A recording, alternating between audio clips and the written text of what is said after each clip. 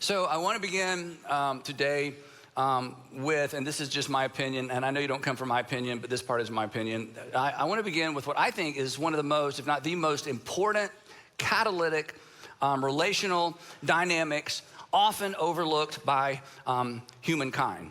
So every conversation you have with pretty much everybody you have a conversation with, this is something that intersects that conversation, but it's a dynamic that's so obvious when we talk about it, but so quickly overlooked and we miss it, and I don't want you to miss it. So we're just gonna start there in case you lose interest, a few minutes into the sermon. So here it is. The relationship you have with others is rarely the same relationship they have with you. Now, I know you don't need me to explain this because you're above average people, but I'm gonna just repeat it one more time. You're way ahead of me because y'all are so smart, but I do wanna read it one more time in case, I don't know. The relationship you have with others is rarely the same relationship they have with you. In other words, you are in a relationship with a lot of people, but it's rarely the same relationship. And the best way to illustrate it is parent-child relationship. For those of you with little kids, or if you've raised little kids, you get this. Your child, especially when they're young, your child does not have the same relationship with you that you have with your child. Because you have a relationship with a child. Your child has a relationship with an adult. Those are two very different relationships. Your child, you have a relationship with someone who is 100% dependent on you.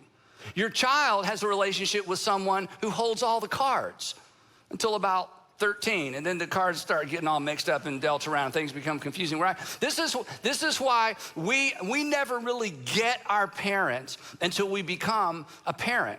You have to be in a relationship with your child to understand what it was like to be your parent in a relationship with you when you were a child. It's only when you become a parent that you feel what they felt, experienced what they experienced, feared what they feared, were concerned about the things they were concerned about. This is why most of us, when we, in young adult age or adulthood, we go back and apologize to our parents, right? Like, I had no idea I owe you the biggest apology, but we didn't know it wasn't that there was something wrong with us until you're in that role, until you're walking in those shoes. You don't really understand it because you're in a relationship with your child, but it's not the same relationship. And this dynamic is true for most of your relationships, and it's true for most of my relationships. And as obvious as this is, and I'm gonna give you some more illustrations, as obvious as this is, we rarely take it into consideration in our communication. We rarely take it into consideration with the words that we choose. Another illustration, at work, you are in a relationship with your employer, you're in a relationship with your employees, but it's not the same relationship. Everybody's friendly, but you know better than to think you're actual friends because there's an inequality. And this is true, again, of most relationships. Older brother, younger brother, older sister, younger sister, older brother, younger sister. Even in family, there is an inequality, and because there's an inequality, it's a relationship, it's just not the same relationship. There's an inequality whenever one party is dependent upon or needs the other. Now, to be clear, equal value, everybody's of equal value in the relationship, but there's unequal power, influence, and authority. And when this is the case, it means you're in a relationship with someone, but it's not the same relationship. And this baked in relational reality, and this is not a problem to solve, this is just This is just a tension to manage and to recognize, and as we're gonna see in a few minutes, this is a tension we should all figure out how to leverage in a positive and powerful way. But this baked in relational reality should govern and inform how we talk to each other, and specifically, it should influence the words we choose. We will come back to that in just a minute. Today, if you have not been tracking along with us, or if you have, we are actually in part 2 of a series entitled The Weight of Your Words. The weight of your words. And if you have ever been crushed by someone's words, you get this, and you know what we're talking about. Words carry weight. They can leave a mark for good or for bad. They can inspire, they can build, or they can destroy, they can wound, right? I mean, we have all been on the receiving end of words that have built us up. We've all been on the receiving end of words that have torn us down, left us wondering, taken away our confidence. I'm so proud of you. You embarrassed me tonight. I wouldn't miss it for the world.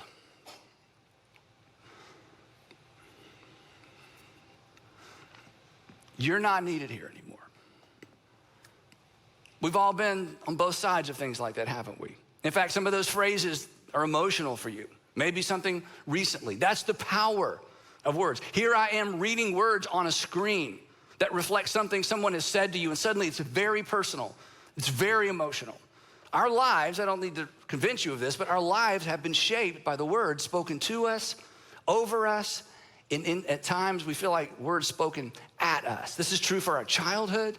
It's true right now for some of you in your marriages. You are dealing with wounds and carrying wounds, and your spouse has said, I'm just telling the truth, I'm just being honest. We talked about that last time, and you're like, yeah, you're just being honest, but you're killing me with the weight of your words. Words inflate or deflate our confidence. With the words spoken to us or at us or over us, it impact who we see in the mirror, right? And here's the thing, and here's where we make a turn. While we are quick to acknowledge the fact that people's words spoken to us, over us, and at us have impacted our lives and our childhood, and again, who we see in the mirror, we're quick to recognize that. I don't have to convince you of that. What we are not so quick to recognize, what we're often slow to recognize, and here's the point of today's few minutes together, and what we are slow to take responsibility for is how our words land and impact others, which should bother all of us, right? But it should bother a specific group of us more. Those of us who consider ourselves Jesus followers. The idea that our words have the potential to wound, that our words have the potential to undermine somebody's confidence or to undermine someone's self-esteem or to inflict a scar that they carry with the rest of their lives. That potential with our words should really bother us, and of all people, we should take responsibility for our words. And here's why. The Apostle Paul comes along and teases out Jesus, new covenant command to love us. He loved us to love as God through Christ loved us. And he teases it out, and the Apostle Paul says throughout his letters, hey, we're one another people. That's what Christians are supposed to be. We're one another. We are supposed to make decisions and choose words and respond in such a way that the person on the other side of us, the one another, is actually benefits by being in a relationship with us or being on the other side of us. We're supposed to encourage one another and honor one another and forgive one another and carry one another's burdens. We're supposed to sacrifice for the sake of the benefit of other people, which means our words matter, and we are more responsible than the average person for leveraging our words in such a way that our words build people up. These kinds of words, as we're going to talk about, should characterize us. So we have to take responsibility for our words. Now, real quick, if you're not a Jesus follower, if you're not a Christian, or maybe you used to be and you kind of hit the eject button and you're out, isn't it true that you may be more curious if the Christians you knew had been more cautious with their words? Isn't it true that you may be more curious or maybe more open to leaning in or rediscovering the faith that you grew up in or grew up with if the Christians around you had used their words in a different way as it relates to you, and not just to you, but the people that you love the most? So in this series, we're talking about three dynamics that are at work in every conversation. And regardless of your faith tradition or regardless of whether or not you even have faith, this is gonna be super, super helpful, because these three dynamics they're weaving their way into every conversation we have. These three dynamics actually determine what people hear regardless of what we actually say. And here's the thing, this is why we should be good at this. We have all been on the receiving end of all three of these dynamics, which means this should be easy for us. Because, we should be able to keep it front and center, but we don't. So the last time we were together, we talked about the first one of these dynamics, and the first one is simply this, that words are not equally weighted. In other words, all words don't weigh the same, and specifically, negative words weigh way more than positive words. So we talked about proportion control, right? Not just portion control, proportion control. The proportion of positives to negatives is a really big deal in relationships. And if we want to have the kind of relationship and influence with people where they're able to hear the hard things and sometimes the negative things, we need to load up on the positive, because whether we like it or not, whether we think it's fair or not, it's very difficult for people to hear the negative if all they get is negative. And if it's hard for people to hear the negative if it's the one-to-one correlation between positive and negative, that words don't weigh the same, and negative words weigh way more than positive. So we talked about that last time. So today, I want to talk about the second dynamic, and the second one is this: that source determines weight. Source determines weight. The weight of a word is determined ultimately by the source of the word, the who said behind the what said. So let me give you a couple illustrations. So ladies, imagine, and many of you don't have to imagine this, those of you who are moms don't have to imagine this. You decide to meet one of your girlfriends during your lunch break for lunch, or maybe you meet one of your girlfriends for coffee, and they get there early, and you walk in, and your girlfriend looks at you and says, "Wow, you look great. I mean, that outfit, you look great. You look so young."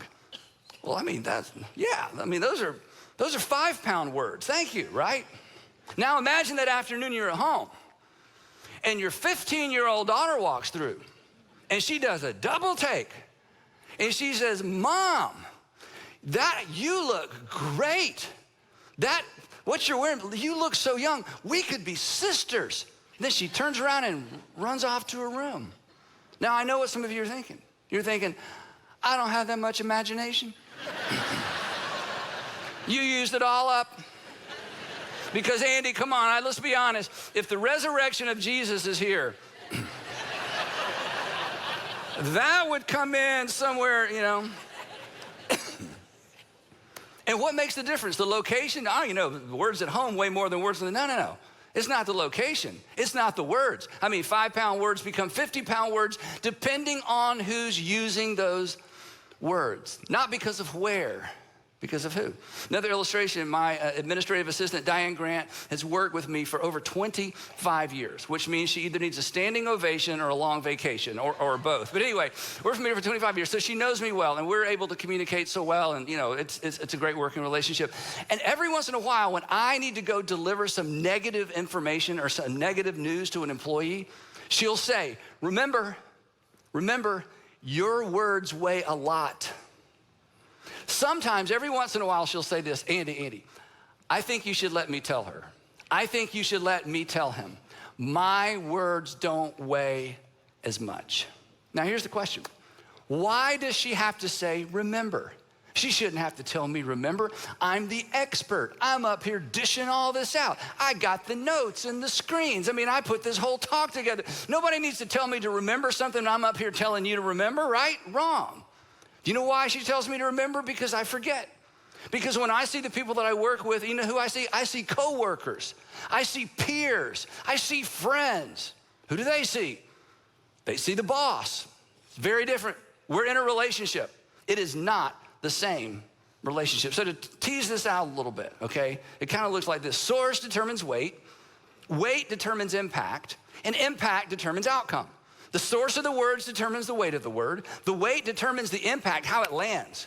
And the impact ultimately, in most cases, determines the outcome. Now, if you're into physics, just ignore this. I realize this, I'm messing with your categories, okay? But you get what I'm saying in terms of the flow of communications. Now, I'm often asked, and this may sound strange for me to talk about myself for just a second, but I'm often asked in leadership context, especially business leaders or ministry leaders, when we're doing Q&A. Hey, Andy, there's 3 questions I always get, and this is always one.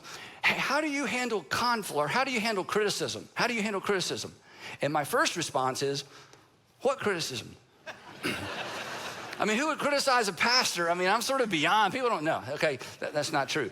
And so here's what I always say. I say, well, it depends on where the criticism's coming from, right? Because source determines weight. Social media criticism, here's what I do. I take screenshots of the best ones. I have a folder on my phone that says Andy haters, and I put them in there. And when I'm having dinner with my kids, I pull them out and I read them to my kids. I'm not making this up. In fact, I brought a couple just to, so we can all laugh along. These are a little old. The newer ones are like, woo. But anyway, so these are a couple years old. Okay, here's one. At Andy Stanley, you are a false teacher. The Lord is a nice, warm place waiting for you on Judgment Day. Wow. Did you send that? No, okay, yeah. This next one is from a pastor, okay? I probably shouldn't even have told you that, okay?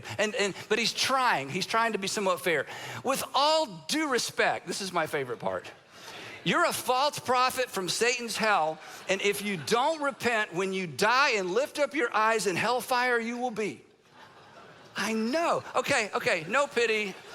Does that hurt my feelings? No, these people don't know me. I mean, I share these with my kids. We got some zingers. There's some amazing ones, okay? But the point is, this doesn't bother me, not because I'm so mature, it's because of the source. Now, if I were to walk into our board meeting, we have a board that I answer to. They could meet this afternoon and fire me. If I was at a board meeting and one of them said, Andy, I need to say something, and they reeled off one of these, I'm like, okay, we got to talk. I mean, that's like, Sandra, pray hard. I'm on the edge, why? Because source determines weight. Source determines weight. And source determines weight, not just with the negative. Source, this is what I want you to get today. Source determines weight with the positives as well.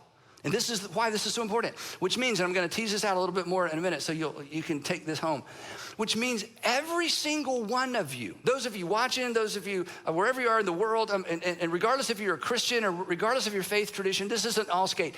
Every single one of you has unique potential to leverage the weight of your words in specific relationships. And if you get this right, you make other people better.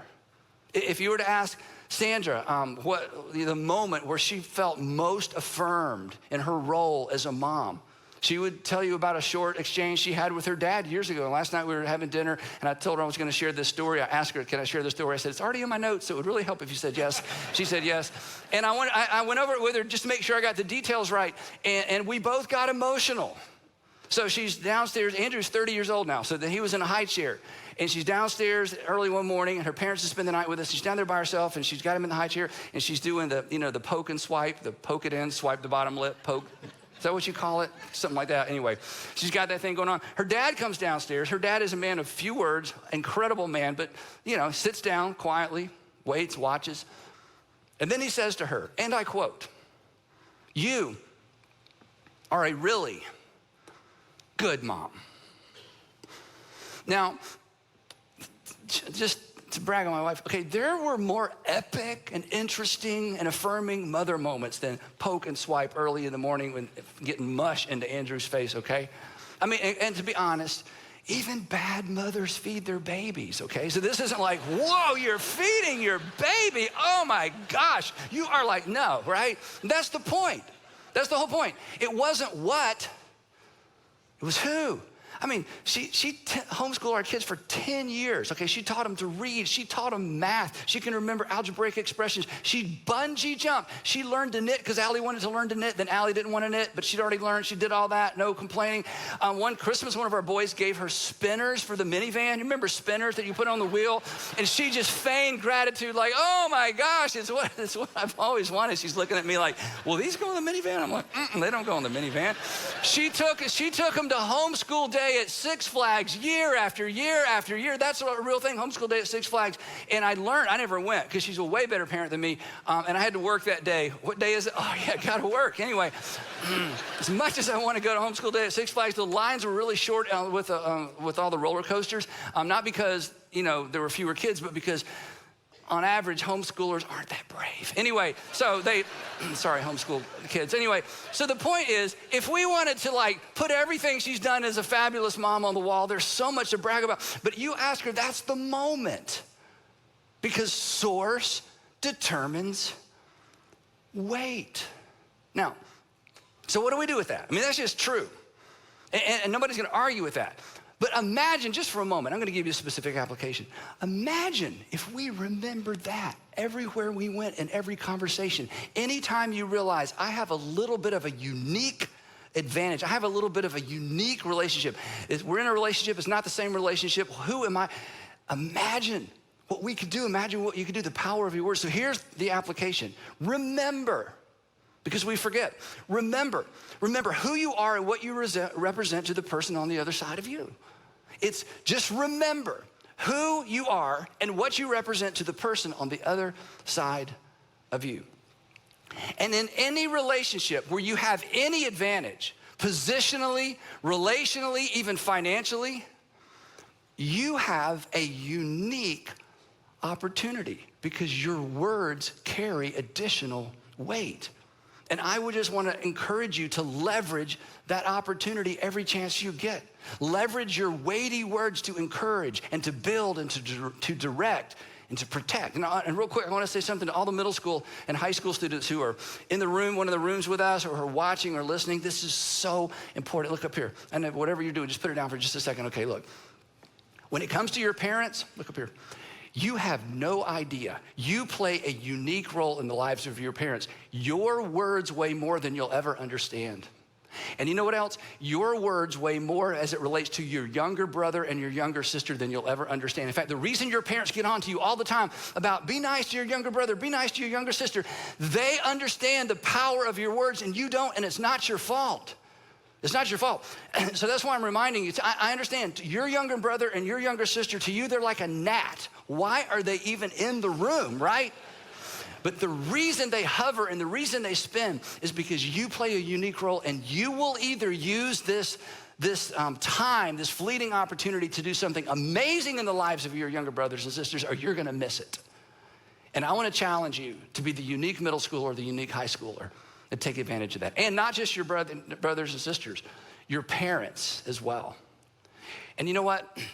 Your words to the lives of your parents, they weigh 500 pounds for positive or for negative. You have the power with your words as it relates to your parents. You have the power to crush or to encourage. Quick story, years ago, when President Obama was elected for his first term, I got a call from his administration to come be a part of the festivities in the National Cathedral, the service they have after the inauguration. Some of you remember that. And you may not know this, so you may want to write this down. See, I don't know if you know this, but politics is not an emotionally neutral topic. I should put that on the screen. Politics is not an emotion. So when I got invited, I thought, wow, what a privilege. I was completely shocked. And I thought, wow, what an incredible opportunity to get to go to the National Cathedral, all these famous people, and I get to read this thing that was read when George Washington was inaugurated. I mean, it's just, but I realized if I do this, there's gonna be people that are like, yeah, he's one of us, and other people are like, no, he's one of them. And now that was a long time ago. I think all those people have left our church, okay? So I think we're good now because we understand that we serve King Jesus, right? And we can be on both sides of the political aisle and show the world what it looks like to get along and love each other because politics is secondary. So we've come a long way. But back then, we were just kind of, treading lightly, and I wanted to figure this out. So Andrew, our oldest again, we're driving home. I remember what road we were on. I had just gotten this invitation the day before. I got to let him know what I'm going to do. And I said to him, Andrew, he was 15. I said, Andrew, hey, I get invited to do this thing, but some people are gonna be upset. Some people are gonna be too excited. It's divisive, it could be, And so I'm just trying to figure out what to do. And he said something I'll never forget. And my point is, students, you have no idea the weight of your words with your parents. He said to me, he said, Dad, if God brought this opportunity along, don't you think you should take it regardless of what other people think?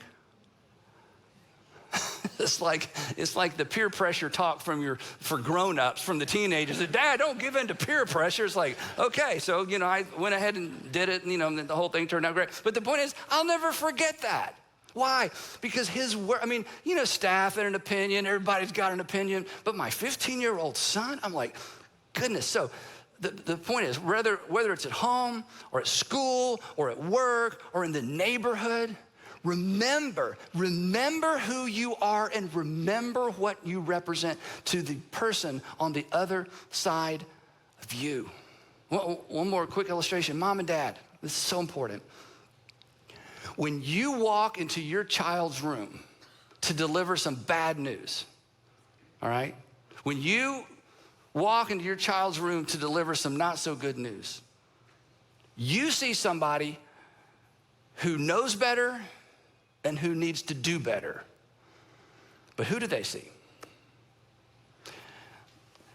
They see the person whose approval they want more than anything else in the world. It's not the same relationship. You have a relationship, but it's not the same relationship.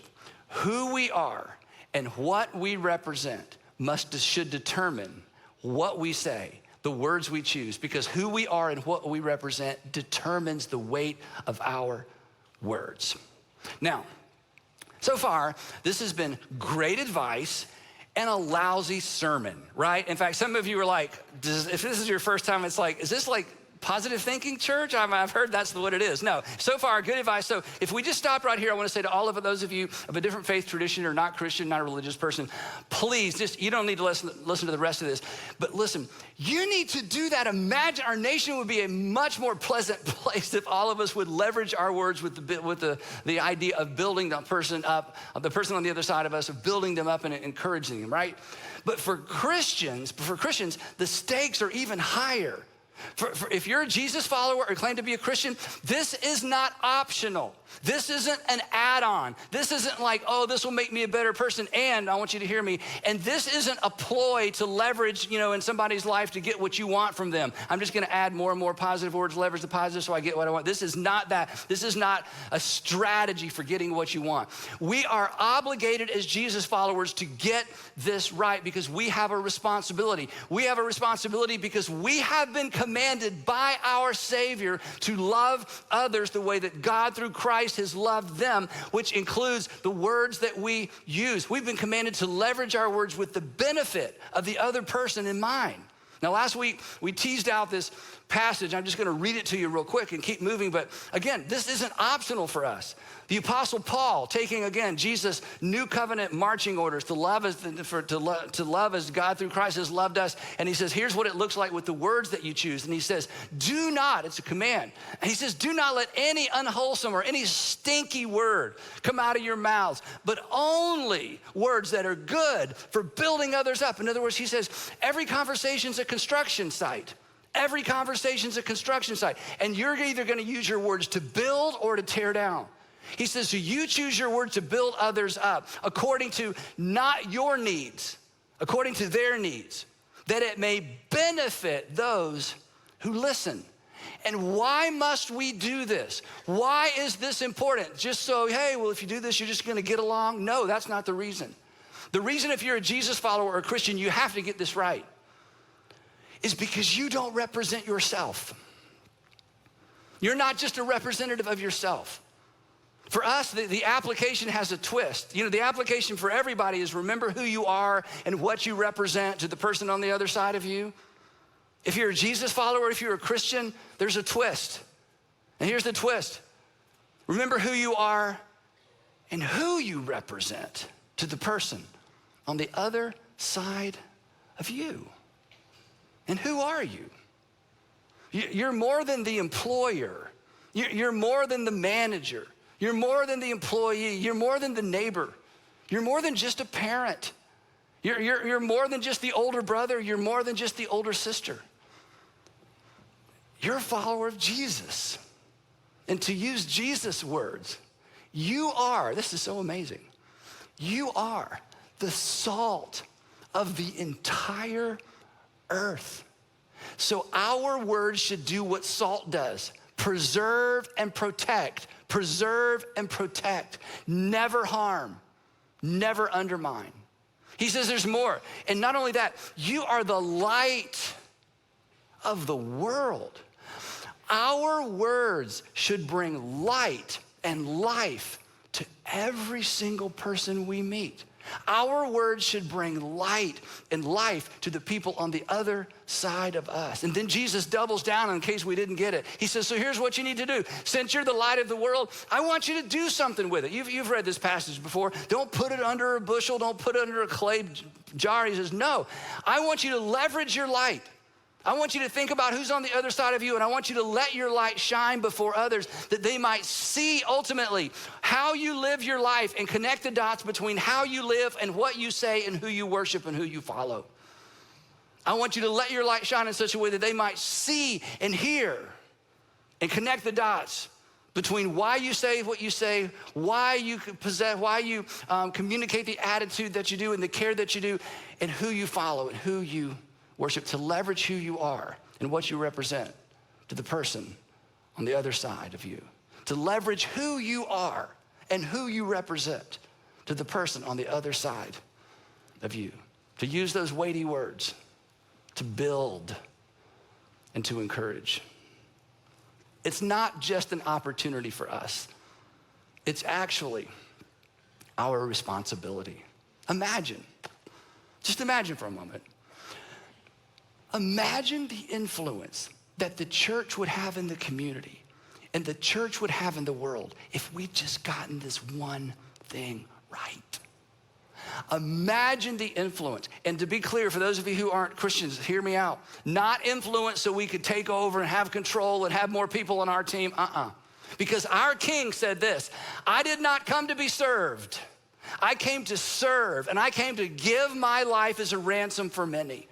But imagine with taking on the attitude of Christ, as Paul talks about, the mindset of Christ. Imagine with that mindset. Imagine if for the last 50 years or the last 20 years or the last 10 years, if Jesus followers had embraced this posture when they thought about what they were saying, how they were saying it, and the words they chose to the people on the other side of them. Imagine where our country would be. Imagine where the world would be. This is what we have been invited to. Listen, I'm not exaggerating. It was that posture and it was that attitude that changed the world once, that changed the world for the better once. Imagine if that had been our track record. Do you know what we would hear?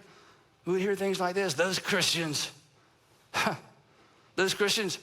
they believe some strange stuff. But I gotta be honest, they are the most encouraging people I've ever met. In fact, even when they say hard things, you just can't help but believe they really have your best interest in mind. Even when they say some of that goofy stuff, it's like, gosh, it's hard to hate these people. It really is. Because I think, even though they're wrong, I think they are genuine and they're sincere. And when I'm in trouble, that's who I call. And when my family hit a bump, we're not even church people, and they were there. And my neighbor, he's a Christian, and he came over and he confronted me and he was getting all up in my face, and I was about to, and I realized he really cares about me. He didn't have to come over here and say this. He really cares about me and my family.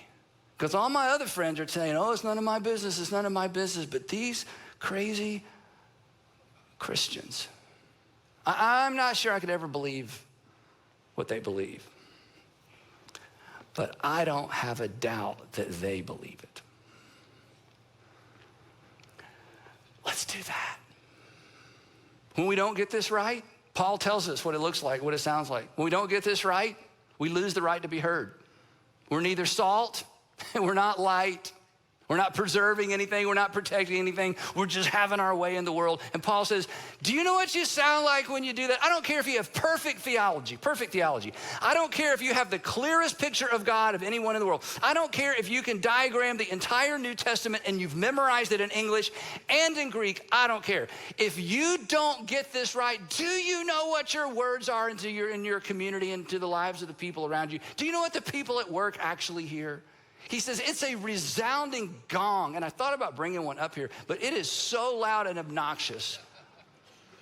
And a clanging cymbal. He says, if love isn't driving your words, if concern for other people isn't the filter through which your words pass, if you're not there to build them up, then just shut up, because you're doing more harm than good. If you're not a Christian, chances are it was the reckless, unchristlike words of Christians that either drove you away or keep you away. Or the reckless, unchristlike words of Christians spoken to someone you love that drove you away or keep you away. That were the reason you decided to leave faith. And if that's the case, I am so sorry. And I hope that you will look past us and beyond us to Jesus, who, and you're gonna love this. If you're not a Christian, you're gonna love this. So look past us to Jesus, who reserved his harshest words for religious people who were careless with their words toward the people he loved. So for all of us, let's remember, I forget. Let's remember who you are and remember what you represent to the person on the other side of you. And if you're a Christian, remember who you are and who you represent to the person on the other side of you. Remember to take you into account, because the source of a word determines the weight of the word, and the weight determines the impact, and ultimately the impact determines the outcome. So leverage your words accordingly. This is just one more thing that love requires of us. And we will pick it up right there next time in part 3 of the weight of your words. Heavenly Father, please help me remember before I hit send, before I start the conversation, before I get all amped up because I'm right. Help me to remember. Help us all to remember. And wherever this lands with us, just give us the wisdom to know what to do, the courage to do it. Father, for some of us, we need to apologize. Just grant us the humility to just start there. And would you please, please, please raise up a generation of Jesus followers who get this right, because you got it right and you spoke the most amazing words over us, that you love us. You announce forgiveness ahead of time. Why can we not extend that same kind of grace and mercy to the people around us? I pray that we would, in Jesus' name.